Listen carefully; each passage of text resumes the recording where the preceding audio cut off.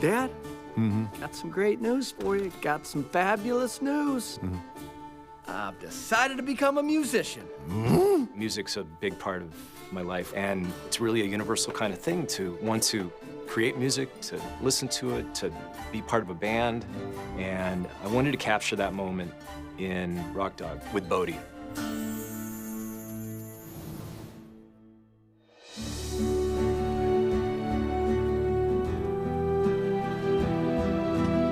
In building the soundtrack, I knew we'd have a combination of score, some rock songs to pepper throughout the movie, and an original song for Bodie. Shut up that bloody racket!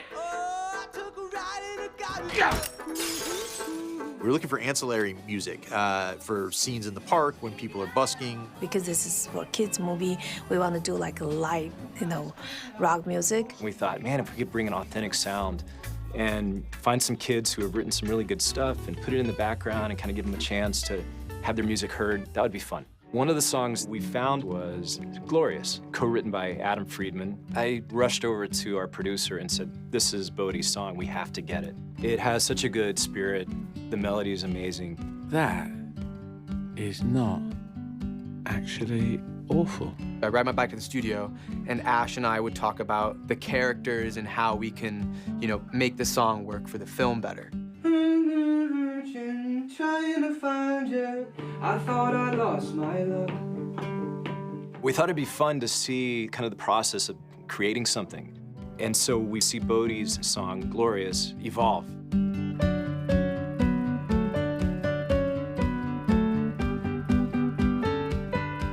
We wanted to make it as natural as the actual conception of the song. So we figured if he started on some lyrical content that was very elementary, something that a kid would sing.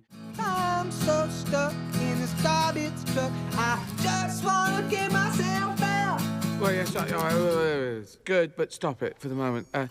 Waste management, mate, it's not very rock and roll, is it, you see? And the third or fourth phase in the film, when they're in Angus's studio, and he's got the acoustic and electric guitar, and he's doing ad-lib vocals and drum parts.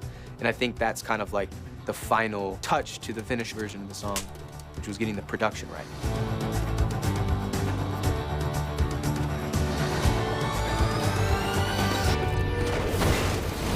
And then finally, you get to hear it at the end, and it's such a beautiful song that I don't know anyone who gets to the end and doesn't go, wow.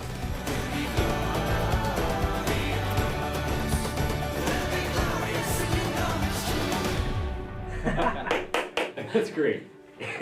Adam also sounds kind of like you might think Luke Wilson would sound like if he sang. And so we're very lucky that Adam's pitch range and so forth was in the same place as Luke. Hey, yeah, it's me. Kind of like, yeah.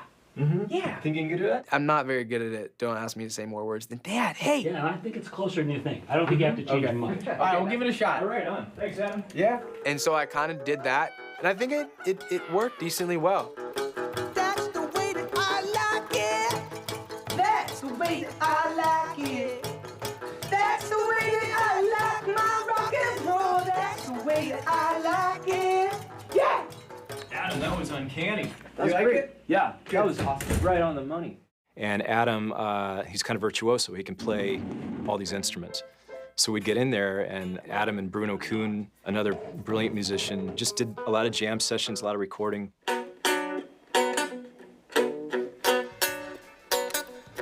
They ended up writing all the songs that you hear these buskers performing as Bodie enters the park.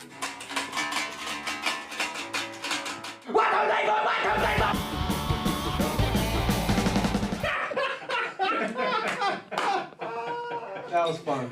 I felt good. Adam did this little hip-hop rabbit character. Have the bunny rabbit here.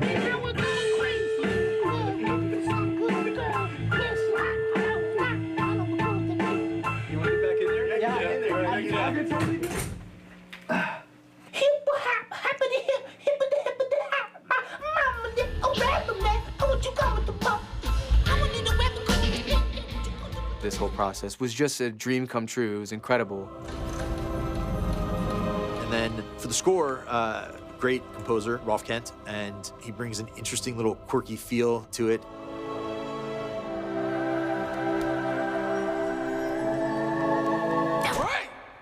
Don't touch, you see?